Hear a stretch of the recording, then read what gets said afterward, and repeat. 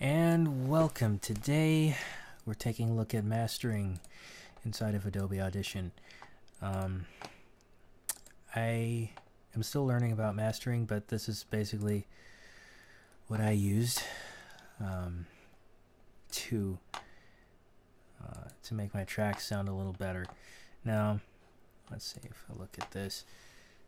Now this is the mastering preset view, which I don't usually use, but I thought I'd pull it up and see what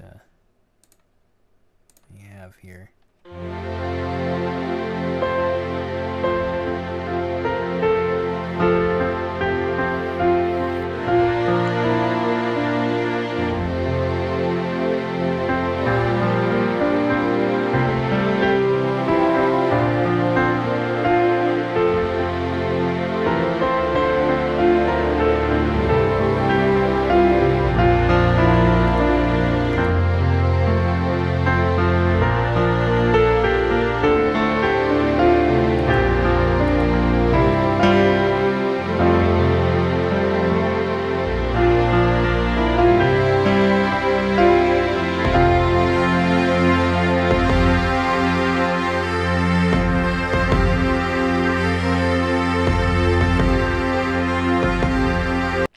Okay, so this is the frequencies, and I notice down here we have the phase meter.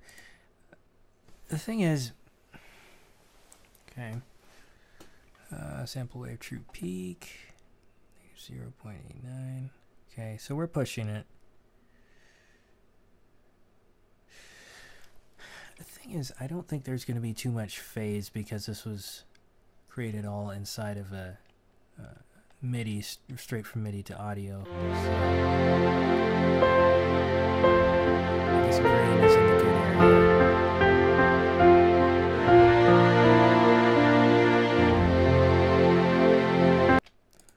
I'll scan this one. Yeah, so a bit of uncharted territory here for me, but I'm going to hop back over to the way I normally use it in a minute here.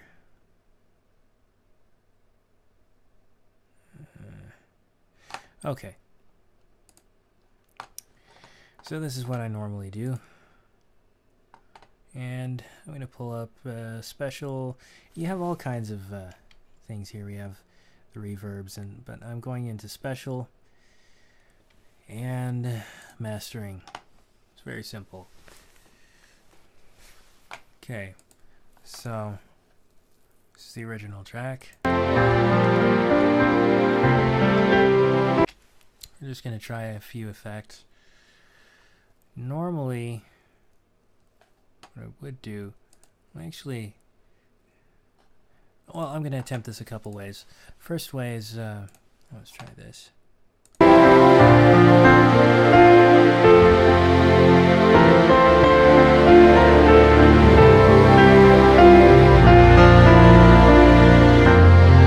Okay, that just does the low frequencies. So this one is a little weird if I remember right.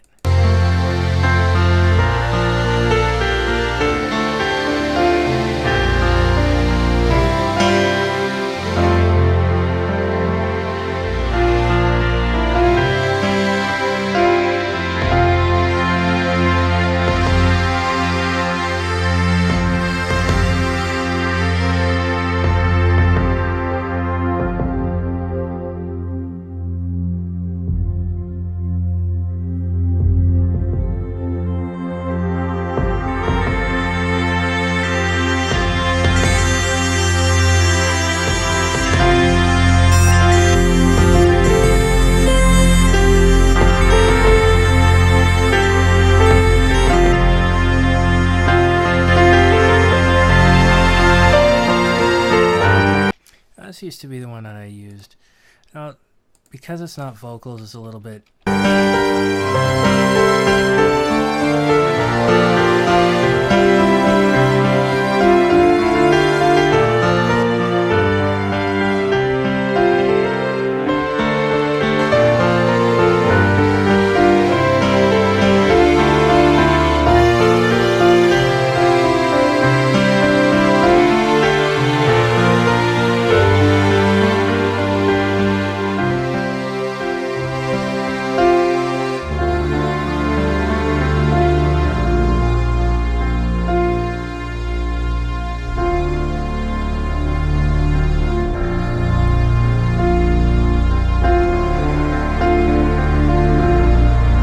that sounds pretty good. Now, what I'm going to do is open the preview editor. You can see an A here and a B. This is what it's calculating what it'll look like after the changes. And so we get to actually see. Now, you see how there's a lot of variation up here, and all of a sudden it's almost like a someone came along and cut the tips off and flattened it. That's something I generally don't like to see, because there's a little less dynamic. That's what you're seeing there is the limiting, and it's limiting it to -2 dB, I believe, right? According to what I did with the output of the effects rack. So, I'm not liking that too much, so I'll go ahead and close the preview editor. It will update as you continue to do things, and sometimes, yeah, each little thing it'll recalculate. So we kind of have a little bit of that thing going on there that we did down here, just not as much. Okay, so what we could do is bring it down. Let me see if I opened. I didn't.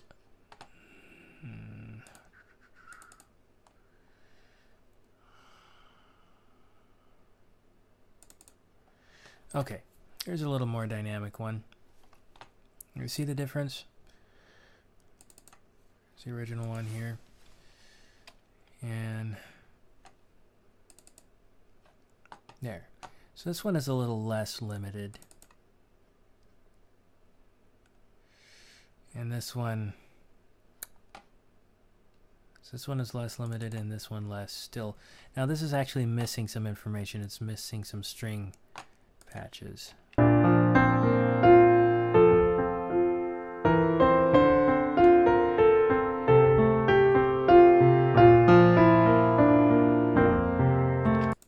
Okay, so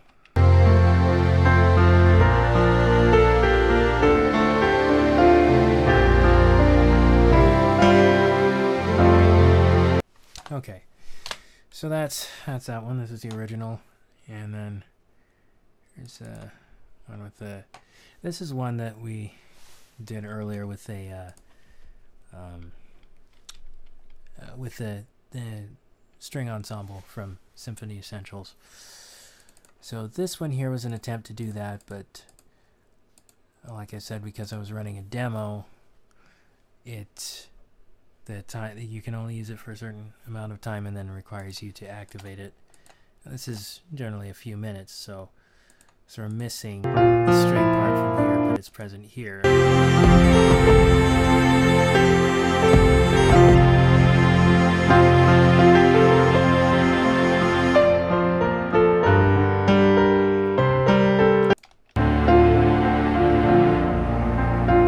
Yeah. Okay, so we won't use this one.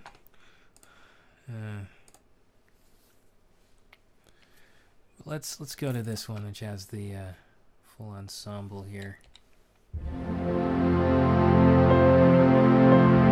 Let's work on this a little bit. So let me back up a bit because I'm getting ahead of myself. What we have in here is we have a little bit of reverb, which there's already a delay. So and again, I've hopped over to the original. So I'm gonna go back. I'm gonna get rid of the reverb because there's already a delay. So let's put it back. Oops.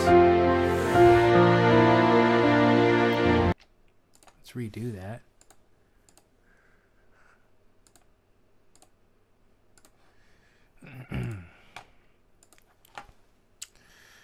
Let's go. I believe this was at 63, right?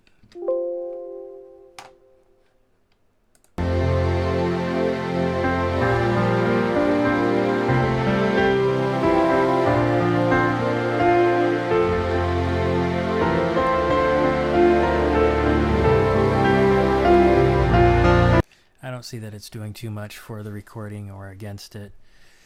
So we have a little bit of reverb. And this is if your recording is flat. This one is not. I mean dry, not flat. And then you have an exciter, which basically raises the high and low frequencies, as I understand it. That's at least the explanation that was given to me. And then you have a widener, which I imagine does just what it says. It makes it wider. In fact, let's try it.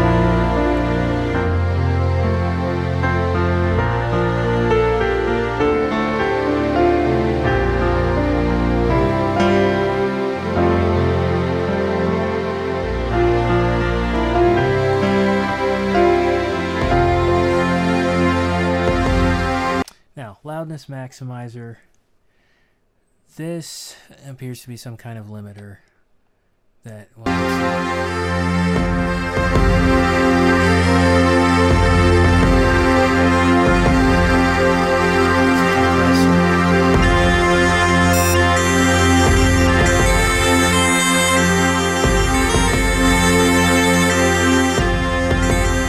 it's a compressor.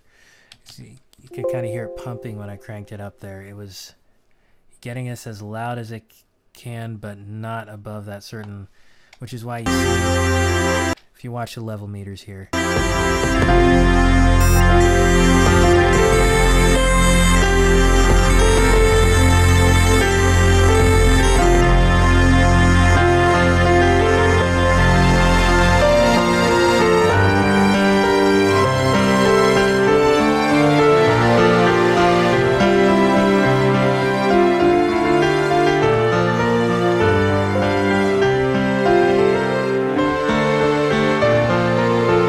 Did you notice how the level meters kind of hovered at one place and just didn't move? That's some pretty extreme limiting. You wouldn't do that normally, and you could even hear it pumping to keep that. It's a sound compressors make when they're working really hard to keep something from getting too loud, and that's not what you want in your sound. You want something a little more natural. So let's see. This is what. Okay, we could use this. So that's a limiter. And then, let's see, high shelf. No, we don't need a high shelf. Just leave that. Okay, now we might apply a. This may be too much compression. This is one of my favorite presets. And then turn on the brick wall limiter, and we'll see what it says here.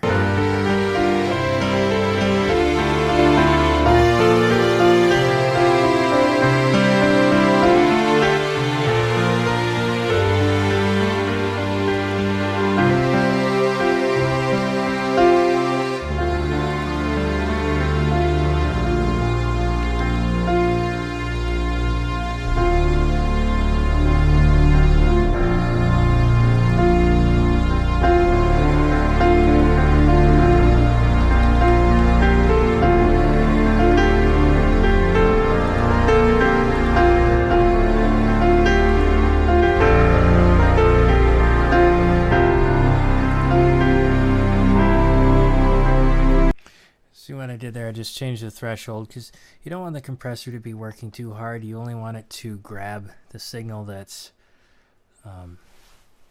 peaking a little bit too high and then take that signal and pull it down. So let me come over here in the rack, and this normally is a little bit more than I like to do just because I like very natural sound, and sometimes you can get it from here. This is very similar to the thing we have here, this equalizer. This is parametric, so you can be very precise with your positioning of the frequencies, and I believe you can change, where do you change the band? There's a width, okay. There you go. You can change the bandwidth of these things, and you can isolate it down to a single frequency. Okay, and then you can move it around. So that's if there was a problem frequency and I needed to notch it out. But let's go back to default and see what this does here. It's best to listen to the same section when doing this sort of thing.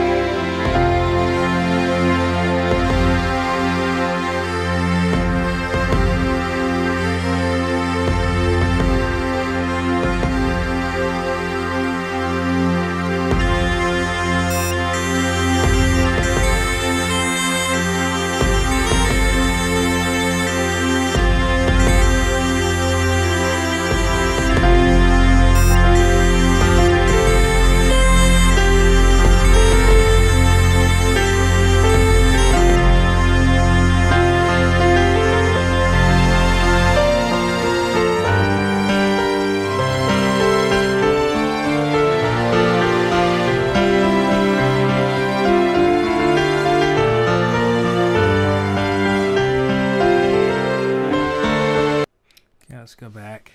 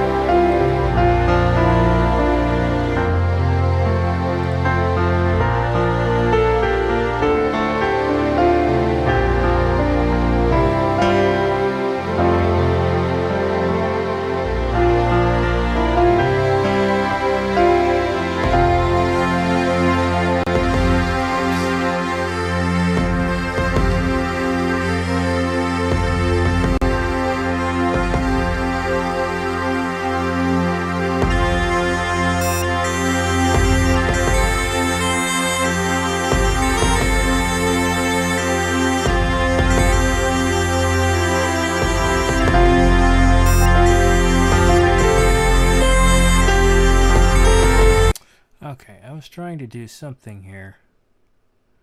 What was it? Oh, yes. Okay. Pull down 150 instead of 200. Okay.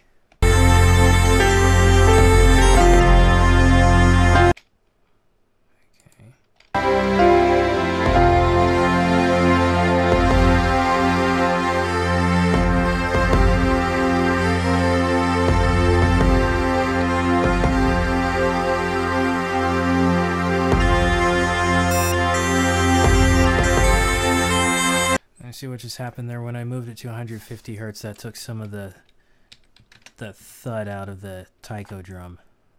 Go back here.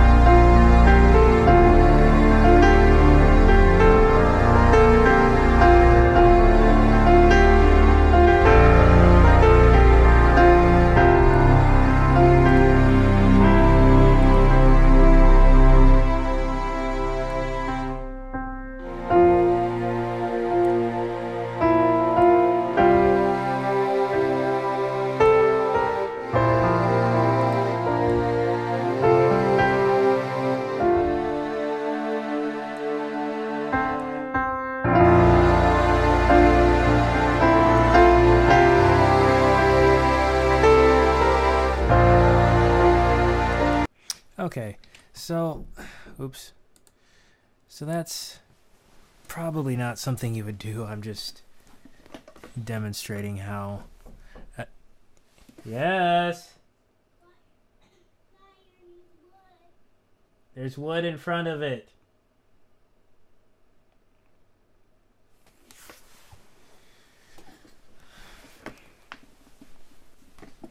So now this I could see doing. This I'm kind of unsure whether those frequencies really are problems in this case. It's just a little test of this thing. Now, what you can do is again hit the preview editor, and it will show you what those changes look like.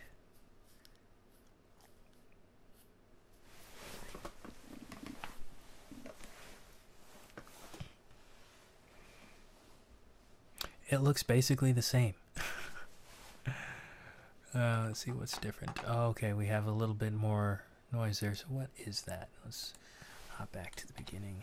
Piano's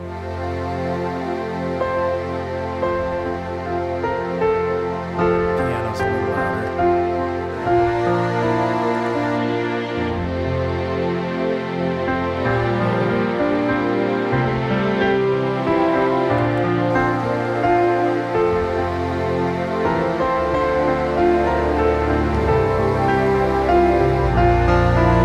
So that's kind of that's an A and B, and you can hear the difference. It's very subtle, but that's what you want. You don't want huge, drastic changes.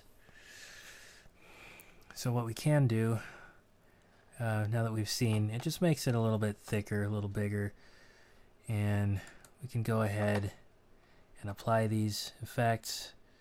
Now it says to selection only, so, or you can say entire file. I'm just going to leave it on selection only, select it, hit apply, then you'll see those changes take over.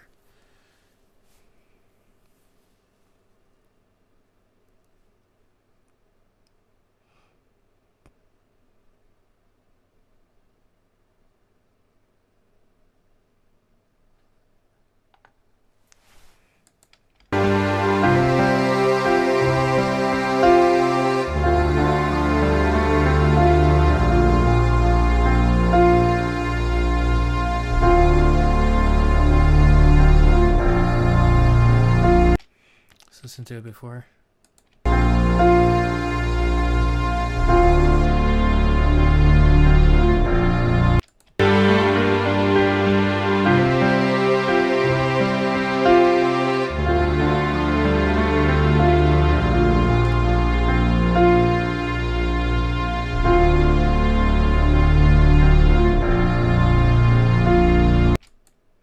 Share it with them.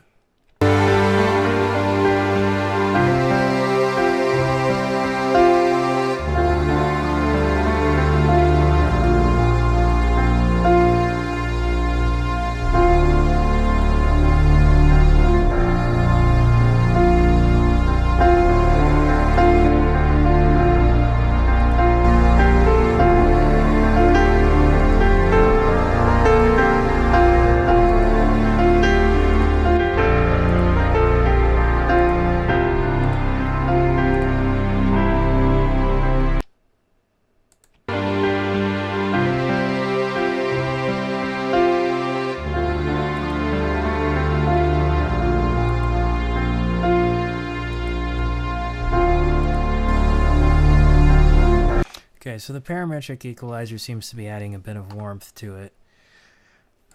So, let's see. I'm just going to do this again. I could go forwards, but anyway, same thing.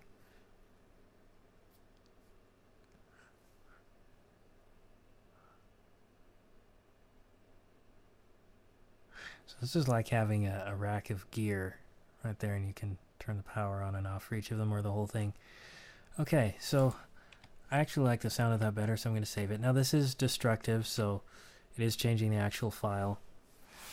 If you wanted to do it non-destructively, we'd do it in multi-track, but I think mastering is usually done on a file like this. Okay. These are the bigger strings. So, let's see if...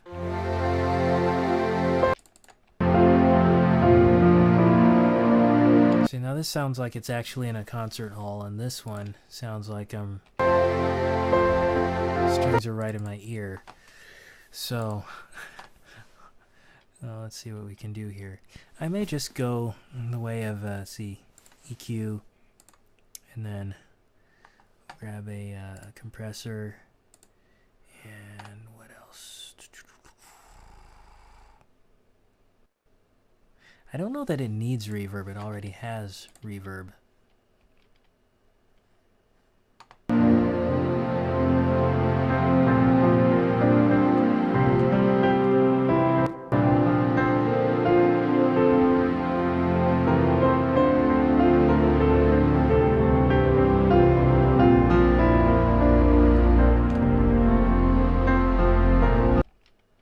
Okay, too bad you don't hear the tail when you hit pause.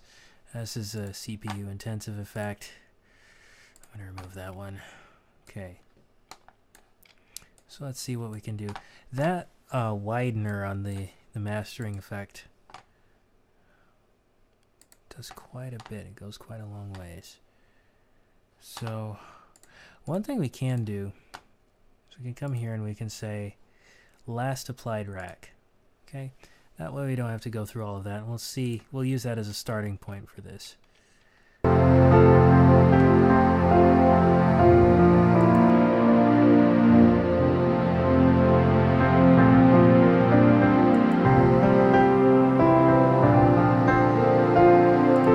much air.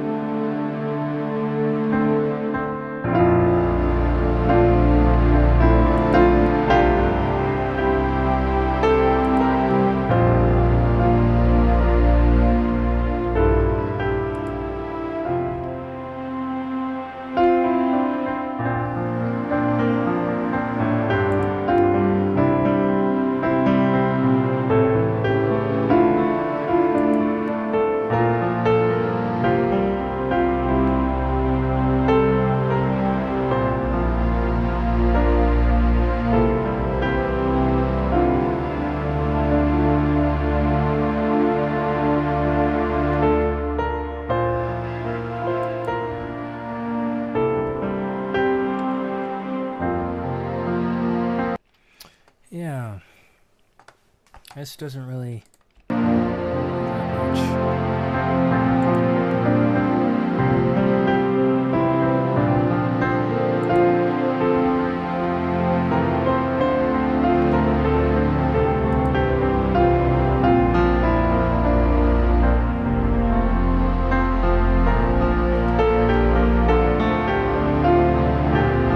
Okay, now what we could do to make it wider is we could come over here to the FFT filter.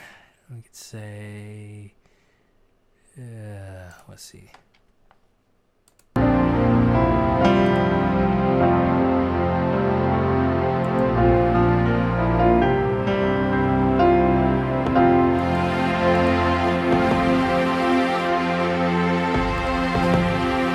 See, I don't like that sound.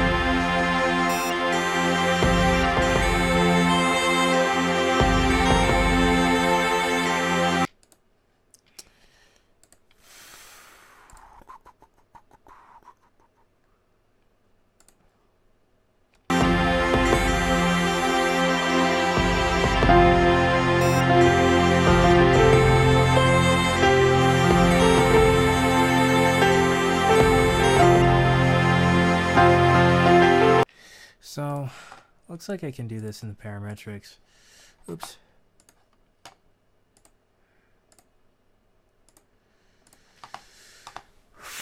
Just raise up here 6 dB.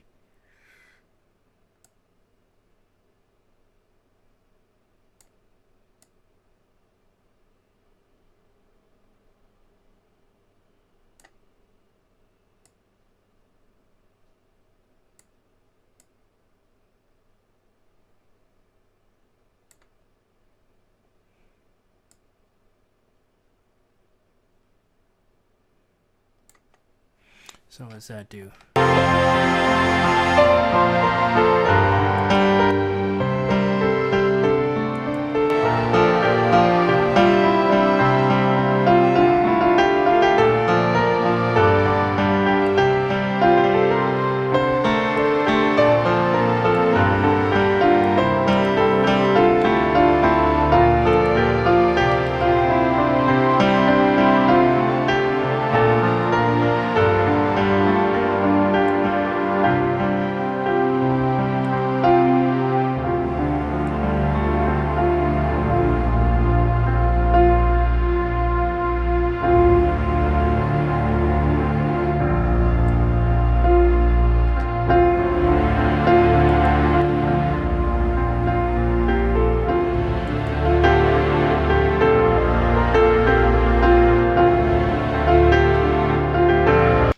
Okay, oops, let's not quite do that. Okay, so that's basics. You're just adding a little bit and then subtle moves, right? We're not boosting anything, well, except this one. It's about 4 dB, but generally you don't want to go over 6. So that's one way to do it. As you saw with the other one, I used the mastering plugin. There are probably better ways to do it. This is just what I do. It kind of sweetens things a little bit, and then makes them more coherent, and it makes them stick together well. So it's a little bit of what you can do. And then if you, of course, if you understand all this stuff, then you can read what these modules, yeah, or I guess you can call them modules, what they're saying. Eventually I'm gonna be able to understand these, but at this point, since I don't use Audition as much as I used to, I never did get to that point, let's put it that way. So yeah, these are a few basic things to sweeten the sound, introduction to mastering, if you will. Bedroom studio mastering. And yeah, that's it. Alright, thank you for watching, and we'll see you in the next video.